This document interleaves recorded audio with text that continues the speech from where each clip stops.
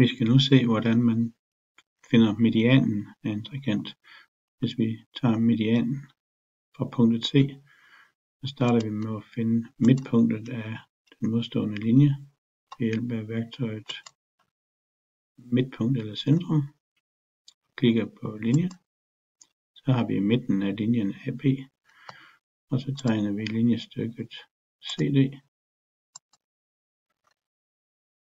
Det kan vi så omdøbe til MC for midtpunktet på siden, eller medianen i forhold til siden C.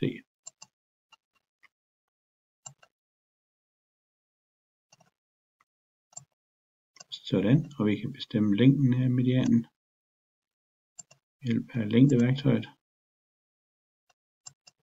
Sådan.